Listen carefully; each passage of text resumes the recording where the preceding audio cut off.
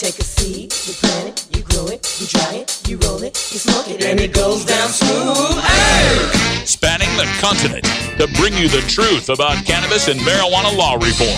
I smoke pot and I like it a lot. CannabisRadio.com presents The Russ Belville Show, the voice of the marijuana nation. Hey, this is great, man. Now, here's your host, Radical Russ Belville. Oh, yeah. Good day, tokers and tokettes and non-toking lovers of liberty. It is Monday, January 4th, 2016, and it's got to be 420 somewhere in the world. Happy New Year, tokers and tokettes and non-toking lovers of liberty. So glad to have you here for the show on CannabisRadio.com exclusively. Lots of changes happening here. This is now the only place you can get the Russ Belville Show live. We're no longer streaming on Ustream, no longer streaming on 420 Radio. If you want to hear me every day, this is the place you're going to have to tune in. Either live at 3 p.m. Pacific time every weekday on CannabisRadio.com or through the podcast, which is available through iTunes, Stitcher, and numerous other podcast aggregators. You can get more information for that at CannabisRadio.com. Of course, other changes happening here in the state of Oregon. We are now facing a tax. We've been untaxed in our marijuana purchases at the medical marijuana dispensaries, but now a 25% temporary tax goes into effect.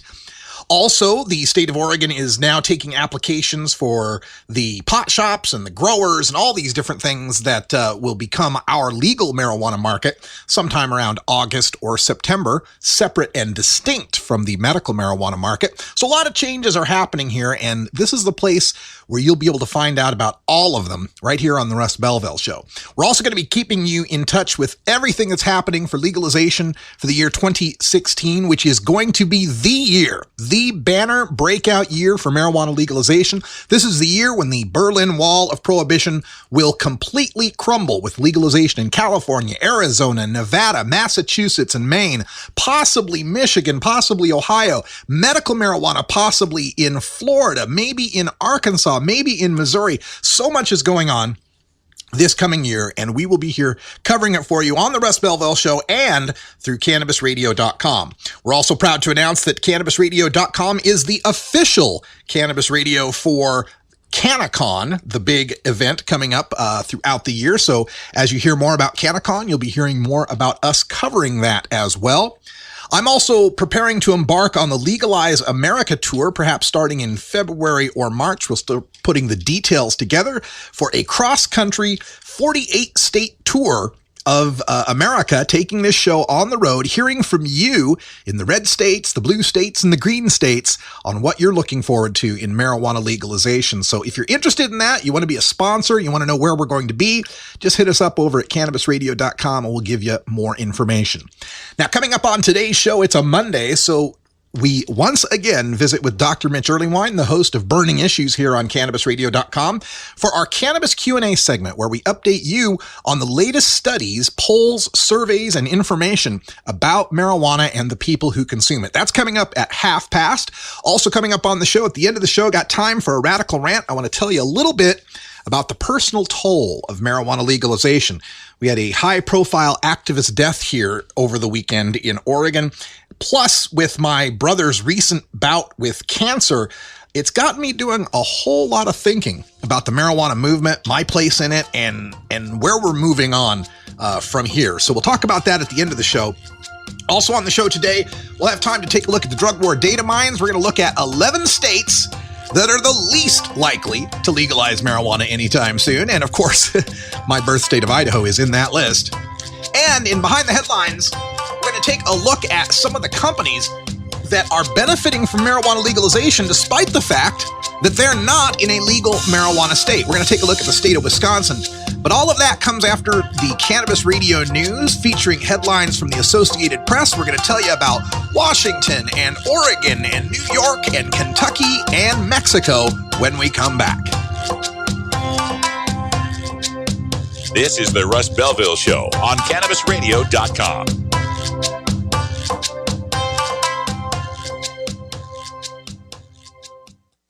the son of a Polish immigrant who grew up in a Brooklyn tenement. He went to public schools, then college, where the work of his life began, fighting injustice and inequality, speaking truth to power. He moved to Vermont, won election and praise as one of America's best mayors. In Congress, he stood up for working families and for principle, opposing the Iraq War, supporting veterans. Now he's taking on Wall Street and a corrupt political system, funded by over 1 million contributions, tackling climate change to create clean energy jobs, fighting for living wages, equal pay, and tuition-free public colleges. People are sick and tired of establishment politics, and they want real change. Bernie Sanders, husband, father, grandfather, an honest leader, building a movement with you to give us a future to believe in. I'm Bernie Sanders, and I approve this message. MJWellness.com, the largest medical marijuana community in the world.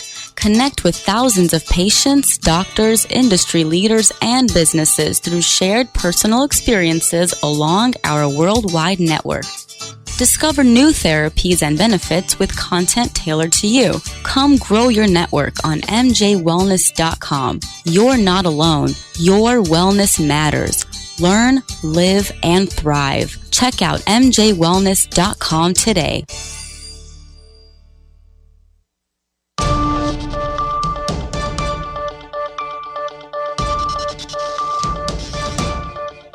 It's time for the Cannabis Radio News, covering the latest headlines in consumer cannabis, medical marijuana, and industrial hemp. Cannabis Radio News is now available exclusively at CannabisRadio.com. Now your marijuana headlines in 4 minutes and 20 seconds.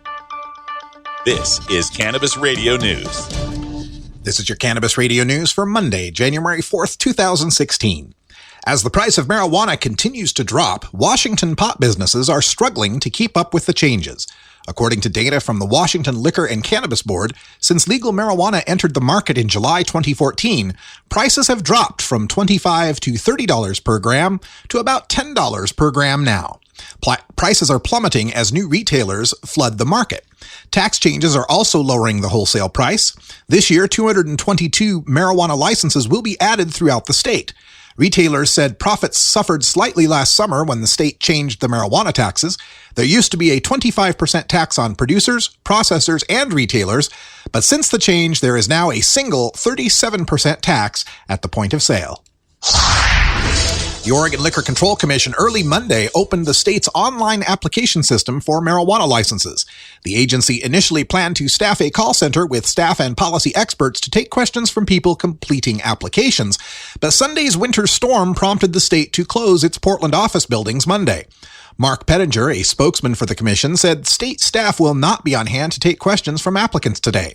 Businesses that plan to produce edibles and concentrates, test for potency and pesticides, conduct research, or operate as wholesalers also must obtain licenses from the state. The Liquor Commission plans to process applications for labs and outdoor cannabis producers first.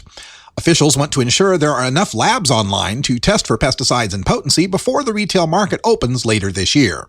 Likewise, state officials want to give outdoor cannabis producers enough time to get their crop in the ground so the product can be ready for store shelves. Medical marijuana is growing in New York, but it remains unclear just when patients will be able to obtain the drug. State health officials insist the program is on track to open in January, the time frame stipulated in the 2014 legislation that legalized medical marijuana in New York, but they have been mum on exactly when it will launch and have not indicated the number of locations of doctors certified to prescribe medicinal pot. The law requires that patients seeking medical marijuana first be certified by a state-approved physician and then register with the health department and obtain a registry identification card before being allowed to purchase the product from one of 5 licensed growers operating in New York. The law allows medical marijuana to be used to treat 10 serious illnesses and conditions, including cancer, HIV/AIDS, Lou Gehrig's, Parkinson's, and Huntington diseases, epilepsy, some spinal cord injuries, and multiple sclerosis. 5 companies were chosen last summer to grow and distribute marijuana in New York. Each grower is allowed to operate up to 4 dispensaries. Former U.S. Representative Mike Ward is trying to bring mainstream credibility to the effort to legalize medical marijuana in Kentucky. He announced Monday that he is the president and CEO of Legalized Kentucky Now, a nonprofit organization that will push for Kentucky to become the 24th state overall and the first in the Southeast to make pot available with a doctor's prescription. Ward said he has long been an advocate of legalized medical marijuana after seeing how it helped his brother Alexander, who died of AIDS in 1992, cope with the illness that at the time had no treatment. Ward said hospital staff would look the other way when he went into a bathroom to smoke because they knew that it was the only thing that would restore his appetite. Ward, who served as a Democrat in the Kentucky House of Representatives before he went to Washington for one term in the U.S. House, said he has people in both the Kentucky House and Senate who are prepared to sponsor the legislation, but declined to say who they are. As marijuana legalization in states like Colorado and Washington continues, marijuana farmers in Mexico are starting to see a steep decline in the profits their crops once fetched. Some growers report they're seeing a decline in income as high as 70%, and they blame the popularity of higher quality legal marijuana in the U.S. Mexico has been supplying as much as 2/3 of the pot consumed in the U.S. However, in the last 7 years, Mexican suppliers have lost roughly 1/3 of their market share. Some Mexican legislators have considered enacting policies similar to those in Colorado and Washington, but the drug war violence dissuades many from actions that could be perceived as capitulating to the vicious, violent Mexican drug cartels. This has been your Cannabis Radio News for Monday, January 4th, 2016. I'm Russ Belville.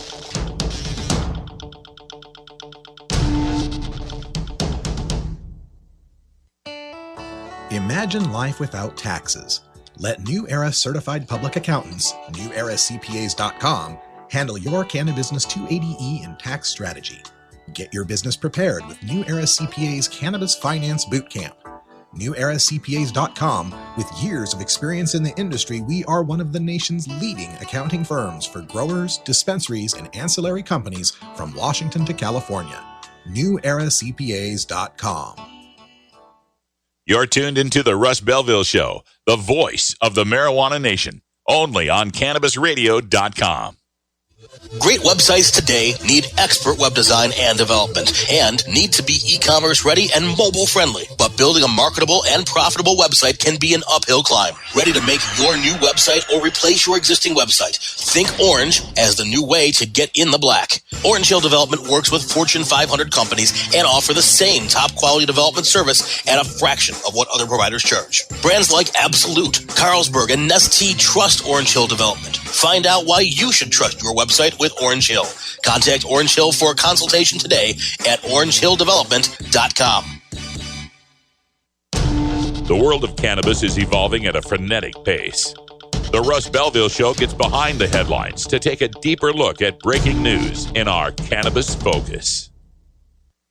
Welcome back, everybody. In the Cannabis Focus today, we're taking a look at a story from the Milwaukee, Wisconsin Journal-Sentinel entitled, "Some State Companies Find Opportunity in Growing Market for Legal Marijuana." And it's an interesting piece that shows how the legalization of marijuana is not just a positive benefit for the states that legalize marijuana, but also for a lot of the states that don't. And in this case, the state of Wisconsin. They point out how a number of firms here are gearing up to provide things like lamps, trimmers, environmental control equipment, shelving, safes, all these accessory items that are required for the legal marijuana industry that are built by companies in Wisconsin. Companies like Cubic Designs, Inc. and Thermastore, LLC, and Rorastar in Wausau, Wisconsin. The Marijuana Business Daily has already estimated that if recreational marijuana were legalized nationally, it would be a $40 to $45 billion sales market every year. Now, to compare, the beer market in the United States is $107 billion. So we're talking about something that could be about 40% the size of the currently existing beer market. The retail sales already have doubled over the last 2 years to somewhere around $2.7 to $3.1 billion last year. And Marijuana Business Daily also expects the sales to be up to $8 billion within the next 3 years. And so many of these companies that manufacture all sorts of various items are starting to recognize how the items they manufacture could also be sold to this emerging marijuana market. One example is a company that, let's see if I can find their name there. Aurora Star is the one we were talking about. Aurora Star is a company that's got 48 employees, and they've been making plastic bags for coffee. Little imprinted, sealable plastic bags for coffee. And then they realized that turning these bags into sealable bags for edibles, for marijuana buds, is a perfect fit for them. It's really not that much different from what they were already producing in the coffee market. Another couple of firms that had no idea how good their products would be for the marijuana market, Cubic Designs and Thermistore. The Cubic Designs company, 100 employees, they've got a factory, and they design mezzanine platform structures, basically like an erector set for shelving, if you will. And they found that their platforms can double and multiply the available space in a warehouse. And so some of these places are now using the Cubic Store or Cubic Design systems for their marijuana grows. And this has helped the company like mad. And they're just extremely excited about that. They were contacted by a company out of Colorado looking for some of their products. And according to the story, they said they had no idea what the project was for. And they were just shocked by this untapped market for their particular product that marijuana legalization has opened them up. There's a company called Thermistore. Thermistore makes dehumidifiers, and they had been getting all these orders from the West Coast and buy all these units for, all these dehumidifiers for their grows, and never really told the company what they were buying them for, which is understandable. A lot of these companies don't want to advertise the fact they're in the marijuana business for fear that other companies won't want to do business with them because it's a federally illegal drug. So these guys at Thermistore had no idea why they were getting all these orders, why they were coming up until 2012, when they took one of their employees and sent them out west to find out, what's going on. In 2012, he presented a business plan to his bosses to explain the huge untapped market. And now they are major players in the dehumidifier market for marijuana. In my own experiences, I've gotten to meet, and I can't remember the company's name, unfortunately, off the top of my head, but they make industrial ovens for various purposes that are now turning out to be perfect sorts of ovens and processing items for the edibles, or not the edibles, but the extracts market, for the people that need to, purify and purge their extracts. These ovens that had been used for industrial purposes up till now have turned out to be the perfect item to do that particular part of the extract job. So now this company, it's always fun interviewing these people at the events, because you find these people and you can always tell that it's something new and shocking to them, because they're in these marijuana expos and marijuana events surrounded by tie-dye t-shirts and glass blowers and, all the marijuana stuff that you'd typically find. And they're there selling their mainstream product and having to repurpose it to a new audience and having to understand the needs of this new audience. And it's always fun for me to talk to them, because they've got this wide-eyed look of, oh my God, I can't believe I'm in a pod expo. But that's the future, folks. And that's what's happening here as more and more of these companies, even in the non-legal states, start to recognize the huge market potential. And this is why I think that marijuana legalization now is snowballing and has passed the tipping point. The question now is just a matter of how well legalization rolls out, not if it's going to roll out, because the money is there. And too many companies now have seen the dollar signs. Companies outside of the growing of marijuana and the selling of marijuana, but companies that do mainstream business have seen a new untapped market, a new profit potential, a new chance for growth in this economy, where today there are so few outlets, there are so few mechanisms for growth. From now on, you will speak only when spoken to. Well, folks, that sound means it's 20 after. It's 4:20 in the Mountain Time Zone. Thanks to our union regulations, we are mandated to take a very important safety briefing at this time. When we come back, we'll talk about the 11 states least likely to legalize marijuana. I'm Radical Russ. We'll be right back after this.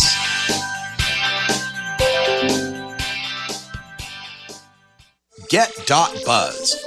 .Buzz is the internet platform that fuels community interest, excitement, and new experiences. .Buzz is the premier online destination for internet users seeking the latest news on a variety of topics. .Buzz appeals to groups active in blogging, communications, journalism, advertising, and marketing. .Buzz offers registrants a stronger alternative to the shrinking namespace of existing top-level domain names, such as .com, .net, and .org. Get your name now at get.buzz. You're not high. You're listening to the Russ Belville Show on CannabisRadio.com. We need to build a wall. Okay. Maybe you're high, too. Dr. Dabber, hurry! Its temperature is shooting past 1,000 degrees Fahrenheit. It's burning up. I'm afraid for this little guy, it's just too late. What caused the problem? Only Dr. Dabber can maintain the perfect temperature for a smooth-tasting, slower burn. This standard vaporizer lost all of its health benefits, sending it up in smoke. So you're telling me that most vapor pens burn so hot they produce smoke, not vapor? Correct. Keep away from those standard vaporizer pens and turn to Dr. Dabber. Doctor's orders. Less heat, more flavor. Promoting the end of adult cannabis prohibition is easy because we have facts, science, reason, compassion, evidence, truth, and logic on our side. It's even easier when researchers catalog it all for us. Learn how to gather the facts on marijuana use, arrests, seizures, rehabs, drug tests, and more on this edition of Drug War Data Mining. Welcome back, everyone. In the Drug War Data Mines today, we take a look at an article from 247wallstreet.com entitled "The 11 States Least Likely to Legalize Marijuana." It's a subject we covered a couple of weeks ago in taking a look at the future for 2016, and it's good to know, I guess, that many of the states that I had picked to be the last states to legalize are the same states that ended up in this particular list. In alphabetical order, not necessarily which ones of these are the least likely, those 11 states include the state of Alabama, where the maximum fine for a small amount of marijuana is $6,000. They had 3,600 marijuana-related arrests in 2012. The arrests per 100,000 people are 74.7 per 100,000. Now, marijuana use in Alabama is pretty rare. About 9.7% of residents 12 and older use marijuana. That's lower than the national usage rate of 12.3%. The Senate recently killed a bill that would have established a medical marijuana program in the state of Alabama. So there's also a demonstrable lack of political support. Number 2 state least likely to legalize marijuana, the state of Arkansas. Maximum fine for a small amount is $2,500. There were 5,892 marijuana-related arrests in 2012. Their arrest rate is 199.8 per 100,000. Arkansas has a particular distinction as being the only state that has voted on... Actually, I'm sorry, that's South Dakota I'm thinking of. But Arkansas also had a chance to pass a medical marijuana legislation and failed to do that. 2 years later, they failed to even get it on the ballot. Also, Arkansas has some strict felony considerations. Possessions of 4 ounces or more is a felony with 6 years in prison. And second-time offenders face felony charges for as little as 1 ounce. Our third state to be least likely to legalize marijuana would be the state of Georgia. Maximum fine for a small amount is $1,000. There were 30,611 marijuana-related arrests in 2012, and their arrest rate is one of the highest in the nation at 308.6 marijuana arrests per 100,000. Now, Georgia does have the CBD oil law, like many of the southern states do, but like many of those states, provides no production of that CBD oil in-state, thus requiring the parents of epileptic kids to become interstate drug traffickers if they want to help their child out with the legal CBD oil. Possession of more than an ounce in the state of Georgia is a felony with a $5,000 fine and a mandatory minimum 1 year of incarceration. Moving on to the fourth state least likely to legalize marijuana, my home state of Idaho. Maximum fines $1,000. There are 4,060 marijuana arrests in 2012 and an arrest rate of 254.4 per 100,000. Idaho also has the distinction of being the only state in the nation that has put forth and passed a CBD oil bill. You remember, the CBD oil is non-psychoactive and it's generally used just for a limited set of kids with a certain type of epilepsy. Idaho is the only state where such a law passed, and the governor vetoed it, thus earning its distinction as one of the 11 states least likely to legalize marijuana. Number 5 would be the state of Indiana. $1,000 fine for a small amount, 13,224 marijuana-related arrests, and a 202.3 marijuana arrest rate per 100,000. Now, despite this, over half of the people of Indiana, 52%, do support legalizing marijuana similarly to alcohol and tobacco. But it still has one of the harshest laws in the country. Possession of just a joint can get you a year in jail and a $5,000 fine. Second-time offenders with an ounce or more can get felony charges and up to 2.5 years of incarceration. Number 6 would be Kansas. The state of Kansas, $2,500 fine, 6,095 arrests, 211.2 marijuana arrest rate. And Kansas has some of the strictest laws as well. Second-time offenders with even just a gram can get felony charges, 3.5 years in prison and a $100,000 fine. Our number 7 state would be the state of Oklahoma, which also has the cannabidiol oil law. But in Oklahoma, possession of any amount of marijuana can result in incarceration. Second offense is an automatic felony. And the production of any sort of concentrated marijuana, be it extracts, hash, even finger hash or keef, can result in life in prison. Our number 8 state of the 11 least likely to legalize marijuana would be the state of South Dakota. $2,000 fine for a small amount, 2,734 arrests per 2012, and beating Georgia with its marijuana arrest rate of 328.1 arrests per 100,000 people. South Dakota is the only state that has twice rejected a medical marijuana initiative at the ballot. Tennessee comes in as our number 9 state with an even higher arrest rate, 363.8 per 100,000. Our number 10 state, the state of Utah, which also has a cannabidiol oil bill. And finally, the state of Wyoming with the highest marijuana arrest rate of the 11, 399.5 arrests per 100,000 for possession of marijuana in the state of Wyoming. You can find these all at 247wallstreet.com. That's 247wallst.com. And their special report dated from December 28th, the 11 states least likely to legalize marijuana. When we come back, it'll be time for our Cannabis Q&A with Dr. Mitch Earlywine.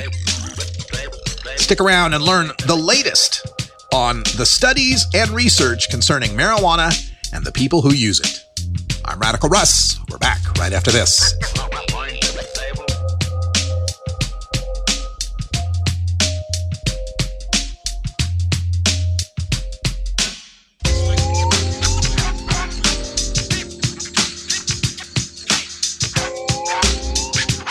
This is the Russ Bellville Show on CannabisRadio.com.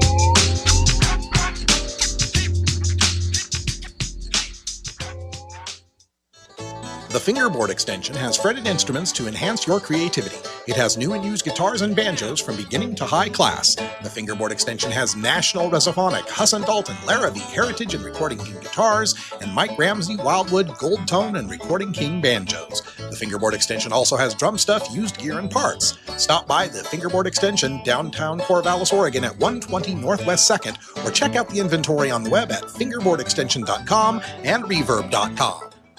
Get the latest updates on the Russ Bellville Show by following Radical Russ on Twitter and liking the Russ Bellville Show on Facebook. Ganjapreneur.com, your guide to the cannabis business world. Ganjapreneur.com is a comprehensive resource for cannabis professionals and entrepreneurs. Download the Ganjapreneur app on your smartphone or tablet to catch up on cannabis industry news, scroll through our daily job listings, and learn about successful cannabis companies, executives, and investors.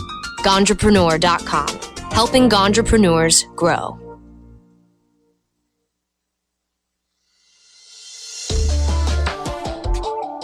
It's time for the Russ Belville Show's Cannabis Q&A with Dr. Mitch Earlywine.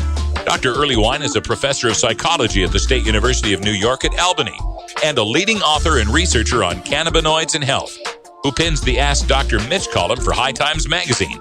Get your questions ready in our live chat or call in to 971-533-7111 now.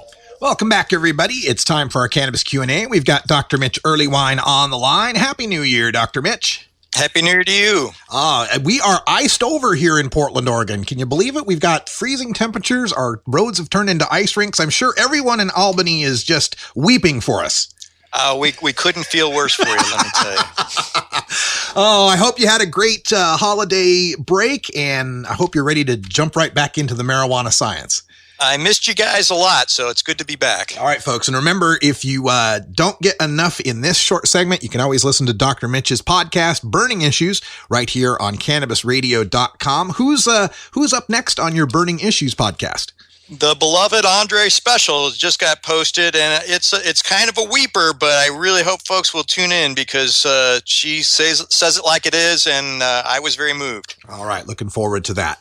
Let's get into some of the studies that have piled up over the holiday break. This first one that I'm very interested in, Paul Armentano from NORML has just posted this on the NORML blog. You can read it at blog.norml.org, and it gets to the heart of a matter that we've kind of speculated about for a long time, and that is, how do cannabis and alcohol use affect each other? Do you legalize pot and more people start drinking, or do fewer people drink? And what does this study tell us so far? It's intriguing because it looks like from these data, people don't really like to mix cannabis and alcohol very much. And if you think about it, you can sort of see why. It's been a concern in part because alcohol seems to slow THC metabolism in unpredictable ways, and people often find aversive.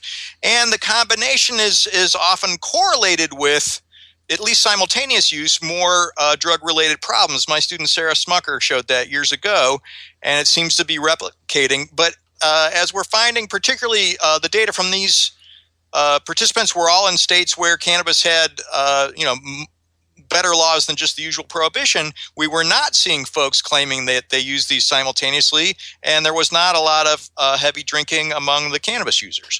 I've been around both almost all my life, and when I'm at marijuana events that have some sort of beer station or, bar that's available, I usually don't see them doing so well, but I'd always just attributed that to being in the marijuana thing. It's like, well, obviously these are marijuana people. Alcohol's not their thing. And I've never been able to, look at it from the other side. I played music in bars forever, but it was always places where pot was illegal. And sure, some people were sneaking out to the parking lot to smoke during the breaks or whatever, but it seemed like everybody was pretty happy with their alcohol use. So is this something that, what's going to, confirm this once and for all for us? Is it just going to take more time?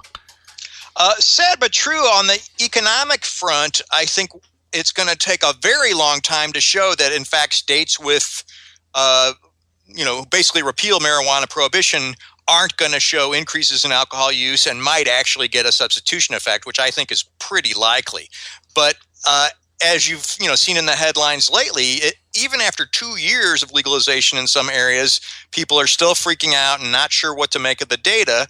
But the bottom line is, too, I feel like there's a chance here to point out to folks in an education kind of way, hey, if you've got cannabis, you sure don't need alcohol. So why not enjoy all the different strains, the same wild flavors, interesting things to discuss as far as changes of consciousness, and let alcohol go be the dangerous, aggression-inducing thing that it can be, unfortunately, while marijuana is in many ways the safer choice.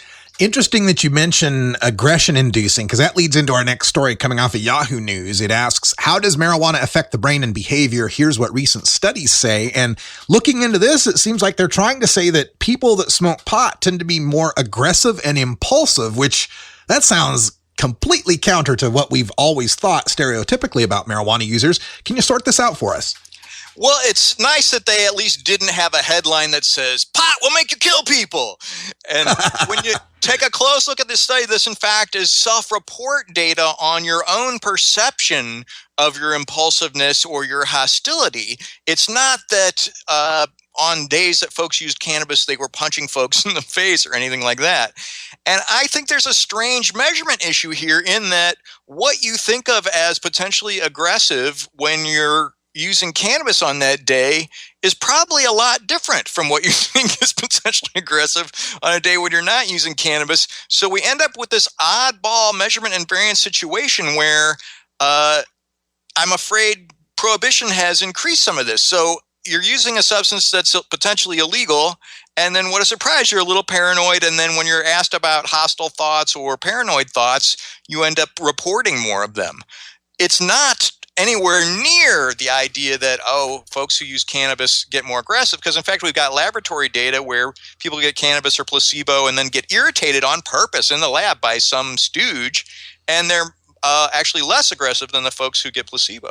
So this could be, if I put out a fake scenario, day one, you don't smoke pot, you're kind of an asshole. Day two, you smoke some pot, you're still the same level of asshole, but you realize it. Is that what's going on? Sad but true. I've had the same problem with the mindfulness literature where the meditation guys actually claim they're less mindful, but I think it's just because they know they're not so mindful.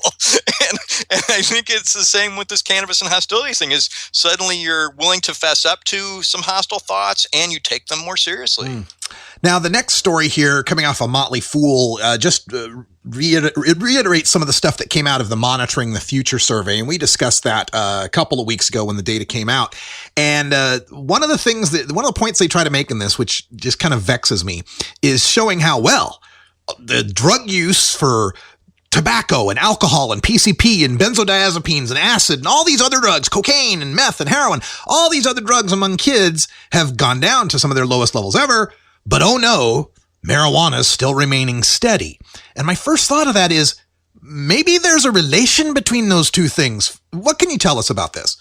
Well, it's sad when you think here people are making some database decisions about some really dangerous drugs like tobacco and meth and cocaine and things like that. And then the idea that holding steady is some kind of tragedy as far as cannabis use is concerned, I understand the alarm in that. I think there were 6% of seniors in high school saying they were using daily. That's really a problem. And we want to make sure that folks get educated that that's just not a good way to spend your time at that age. And in truth, nobody should be all high all the time, right? And so the clincher here is that takes on this alarmist sort of form. How did we get, these other drugs to drop? Well, we made data-based arguments that showed genuine harms. They also jump up and down about saying, and fewer people think marijuana is dangerous now. Well, they shouldn't think marijuana is all that dangerous. That's what the data are suggesting to us. So I hate to have a headline like marijuana makes teens rational, but we kind of have some data in support of that. Well, the other big number, and nobody I've seen in the mainstream media has jumped on this like I have, and that is Monitoring the Future has been asking 12th graders since 1975, if you wanted to get a hold of some pot, how easy would it be? And the number of easy to fairly easy has always been like 80 to 91%. This time, for the first time ever, it dropped below 80%. 79.5, just a skosh, but it dropped below 80%. So we've got fewer kids thinking pot is risky, yet they find it harder to get, and no more of them are using it any more often. I think that's a success. Tax and regulate places. I mean, if my livelihood depends upon carding people and making sure they're of age, if they're going to purchase cannabis from me, what a surprise. I'm going to card them. The underground market is not particularly good at that. Yeah. When we talk about unemployment statistics, there's a feature of that where they say, there's just some baseline, you're never going to have 0% unemployment, right? Is there such a concept when it comes to drug use among teens or adults or anything? Is it unrealistic to think there'll be 0%? And if so, what do you think the floor is or should be? We've actually done well with 0% things on some drugs that are just ridiculously harmless that never really make it into the media, in part because they're just so horrible. They're just such outrageous negative consequences. But then there's this wild set when you look at just standard sort of disinhibited personality, thrill seekers and stuff like that. And I think 4% with the trying is kind of revealing in that trying isn't the issue. What we should be measuring is cannabis-related problems. But then, of course, the number is going to be really, really low, and then it's hard to jump up and down to get a lot of funding and things like that. Gotcha. Let's go on to this story here from Forbes about, and Kevin Sabet was all a Twitter about this, just excited as hell, that the DEA has eased some of the study requirements for cannabis. But if I'm not mistaken, it's only parts of cannabis, right? See, it's CBD only, and it's really just greasing the skids for synthetic CBD. And so the whole idea that this is even cannabis study requirements is kind of misleading. It's cannabidiol study requirements. And I feel like Forbes, Jacob Sullivan writes a column for them. Like somebody there could have told them this headline is misleading. Yeah, it is. And the excitement with which Kevin Sabet tweeted about this stuff made it, he always likes to paint that this is the direction for medical marijuana. And now the DEA has made it easier to have real medical marijuana. But, if they were going to make it easier to have real medical marijuana, they wouldn't just ease it up on CBD, would they? In fact, you could have whole plant studies, and that's not at all eased with the current new requirements. Okay. And one final study here, United Press International's Health News, on how glaucoma patients need better education on marijuana. And it's kind of interesting because some of my first memories of marijuana in the mainstream were Saturday Night Live jokes about, marijuana for glaucoma. And that seems to be one of the first things between that and cancer nausea or chemo nausea that people think of as medical marijuana. But what are the glaucoma patients getting wrong here? Well, I think the interpretation of these data suggests something too about perceptions of glaucoma's appropriate treatment. Glaucoma treatment has really made incredible leaps and strides since the 1970s when those jokes were first told. And we do have cannabis-based eye drops that are stellar, in part because they keep pressures down and treat glaucoma for a longer duration. Back when Bob Randall was using cannabis to control his glaucoma, he had to use it every 3 hours or so, or the pressures weren't controlled. And I think everybody should know that who has glaucoma. If you look at these data, a lot of people endorse the idea that they think marijuana is probably a good treatment for glaucoma, when in fact it's probably not the best. Yet there's a subset of folks who really don't respond well to the eye drops, and I really feel like they need to have cannabis available if they would like to have it. Okay, well, folks, that's all the time we've got with Dr. Mitch for now. But if you want to get a question in that we can talk about here on the show, you can always email Dr. Mitch at 420research@gmail.com. That's 420research@gmail.com. And of course, tune into the Burning Issues podcast here on CannabisRadio.com and learn even more. Dr. Mitch, Happy New Year to you and yours, and we'll talk to you next week. You too, man. Thanks a lot. When we come back, we'll have time for a radical rant, talking about the personal toll of marijuana activism.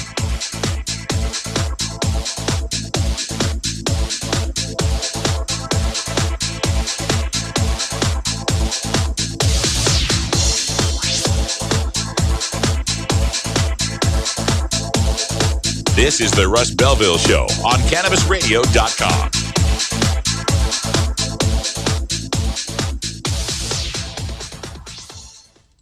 Hey everybody, it's Radical Russ here from 420 Radio, inviting you to be like me and get your ink done at Lucky Horseshoe Tattoo, Fort Worth's most female-friendly, clean, sterile, awesome tattoo shop. Thomas and his crew are true artists who can design you a custom piece or use a design you bring in. Lucky Horseshoe Tattoo also offers all styles of tattooing as well as piercings and all-around fun.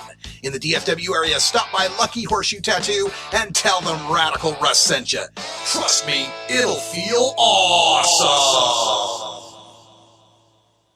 You're not high. You're listening to the Russ Belville Show on CannabisRadio.com. What the hell are we paying you for? Are you stupid? Okay. Maybe you're high, too. MJWellness.com, the largest medical marijuana community in the world. Connect with thousands of patients, doctors, industry leaders, and businesses through shared personal experiences along our worldwide network. Discover new therapies and benefits with content tailored to you. Come grow your network on mjwellness.com. You're not alone. Your wellness matters. Learn, live, and thrive. Check out mjwellness.com today.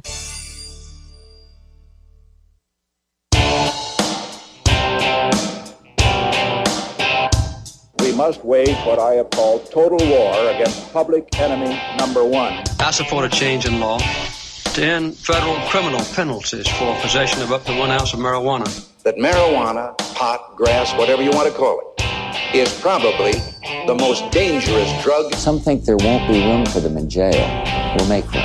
I experimented with marijuana a time or two, and I didn't like it and didn't inhale. One major responsibility is to encourage people to use less drugs. Entirely legitimate topic for debate.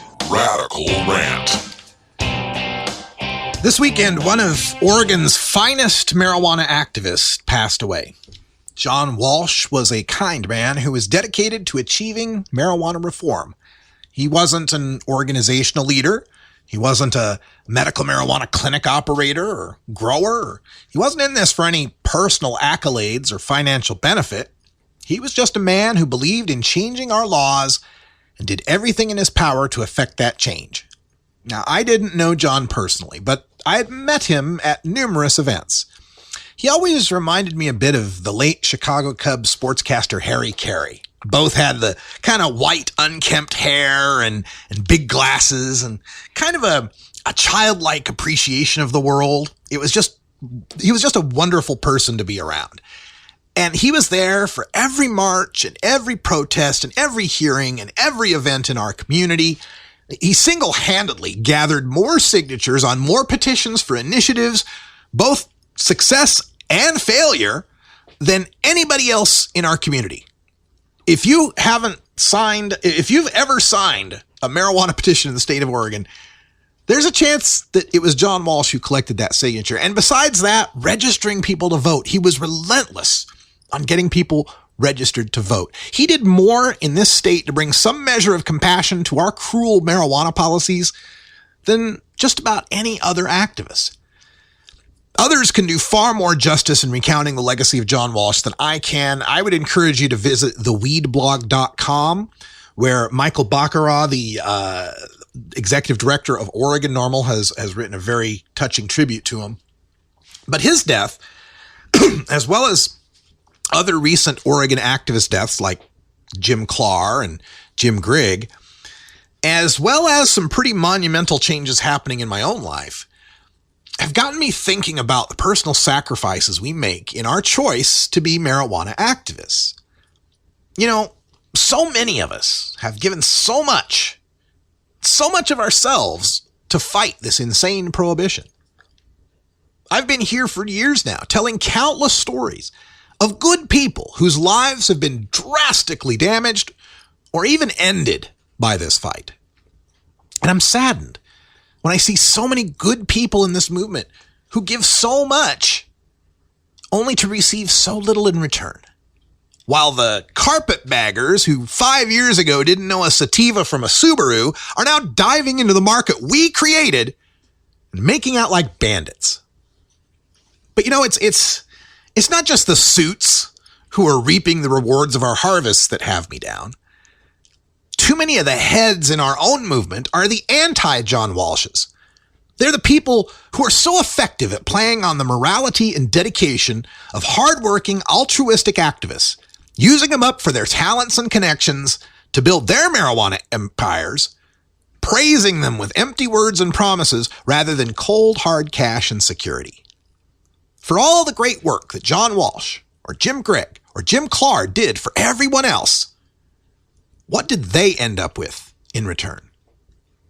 Massive amounts of respect, sure. A legacy of helping others, yes. But how much did they sacrifice for that? How much of themselves did they give away so freely and get so little in return? In my 10 years of marijuana activism, I have seen more backstabbing, conniving, vicious, nasty, junior high level immature behavior than in any other endeavor I've been a part of. And I was once a bass player in a band with a convicted meth felon and a schizophrenic as we played in biker bars for other convicted felons. I've seen more honor and respect among outlaw crank gangs than I've seen from some folks in the marijuana movement.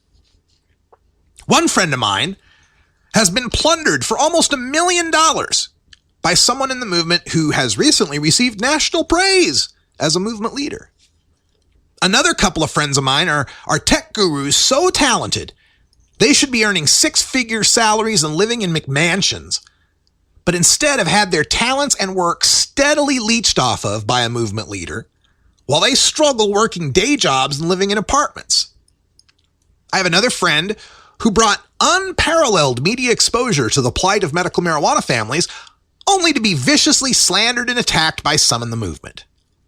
And another friend of mine had to go to court to recover tens of thousands of dollars of income promised for hard work done, but never delivered by a movement leader.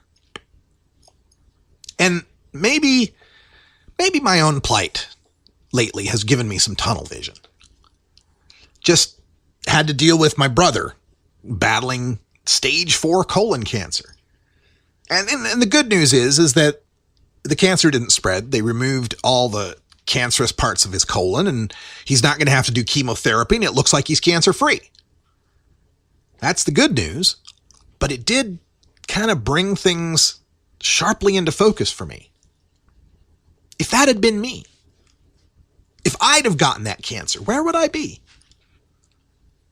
Being a marijuana activist doesn't provide much in the way of health insurance. Oh, sure, plenty of access to medical cannabis, but there's no health insurance. There's no safety net. If that had been me, afflicted by that cancer, I'd be in debt for the rest of my life. And instead of my brother, who's, does a regular square job and has insurance and has everything taken care of in that respect. I've just known too many of these people, too many people in this movement who've been taken advantage by too many people in this movement. And it saddens me. So as much as, there's this feeling in our movement about the big marijuana and the Wall Street and the Yale MBAs coming in to take over the movement, at some level, I'm kind of happy it's them and not some of these conniving backstabbers in our movement who've used and abused and disrespected so many in our movement. I'm kind of glad they're not making it. I'm kind of glad that the Wall Street MBA Yale types are coming in. Because at least their backstabbing and conniving is just business. It's nothing personal. It's something that's a part of the shark-filled world of finance. But when it's abuse and disrespect and using people coming from our own movement, coming from the people who should have more empathy, that should know better, that hurts me more. And, maybe this is nothing unique to the marijuana world. Maybe the world is just a vicious, conniving, backstabbing place, and I'm more sensitive to its manifestation in our movement. But then there's a part of me that can't help but think that a movement born of black market criminal activity can't help but be disproportionately steered by criminal minds and dishonorable intent. So as we move forward in this new year, as we move forward in 2016, I'm moving forward with a sharper vision of what's happening, a more exclusive vision of what's happening. I want to elevate those who are doing the right things. And instead of punching down, I want to ignore and marginalize those who are doing the bad things. And as we get new entrants into the marijuana market, new business partners and newbies that are joining us, that we can show them the good parts of our movement how hardworking and dedicated we are.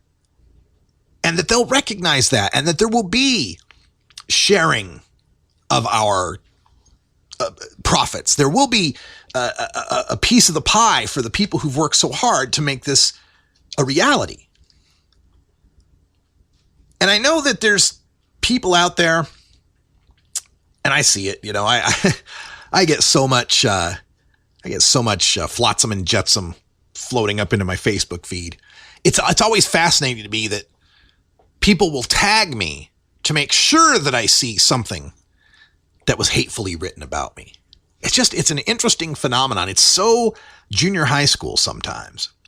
It's so junior high sometimes that it's stunning to me to think that these are like 40-year-old and 50-year-old adults doing these things. It's not like I expect to be a public figure and have these strong opinions that I have and not be disagreed with. By all means, I could very well be wrong. That's why I always encourage people to look shit up. Don't take my word for it. If I tell you something, go ahead and look it up on your own. And I can handle being disagreed with and thought that I'm, wrong-headed or misperceptive or whatever it might be. But how quickly it turns from that to conspiracy theories and ad hominem and shaming and just these vicious attacks. And some from people, hell, the most recent one that came across was from an activist who's been on my show numerous times, who I just saw in person in Washington, D.C., and got to meet his son. Got to meet his child. And, whatever. So, rest in peace to John Walsh, Jim Grigg, Jim Clark, Melody Silverwolf. Just a few of the people that I've met who I've had disagreements with, as a matter of fact. Me and Melody Silverwolf disagreed on a lot of things, but I always respected how strongly dedicated she was to this movement, as well as Jim Clark and Jim Grigg and John Walsh. And I just hope as we move forward with the legalization of marijuana in 2016 and the future that it will reward the people who are the most deserving, who work so hard for this. And I'm going to do what I can to focus on that, on uplifting our movement, uplifting the best people in this movement, and blocking, unfollowing, unfriending, turning away, rejecting the negativity and all of the attacks and the insults and the hatred that flows through this movement. And I'm not innocent. I've been one of the haters. I know I've thrown my bombs too. But I'm getting older. Been over 10 years in this movement and experiencing some massive change. So in that spirit of massive change and looking forward to a new year, I've made that resolution. No more punching down and more time for elevating and enlightening the people who follow me and listen to this show and read my writings. I thank all of you for it. Looking forward to 2016. I'll see a lot of you out on the road in the Legalize America tour. You can keep following my writing at hightimes.com, marijuanapolitics.com, and cannabisculture.com. But as we move forward in 2016, I'm also easing up a bit. And one of the things I'm changing is sticking to just 1 hour show per day. That's right. This is it. We're calling it for today. An hour is what you'll get from now on, because I've also got to spend a little more time for myself too. And thank you everybody for your understanding. We'll be back tomorrow with more news and interviews you can use for the cannabis community. Joining us tomorrow, we've got Christine Gordon from the Missouri Cannabis Restoration and Protection Act. Talk about legalization in Missouri. For everyone here at iced over, legal, beautiful Portland, Oregon, I'm Radical Russ. Until next time, take care of each other, tokers.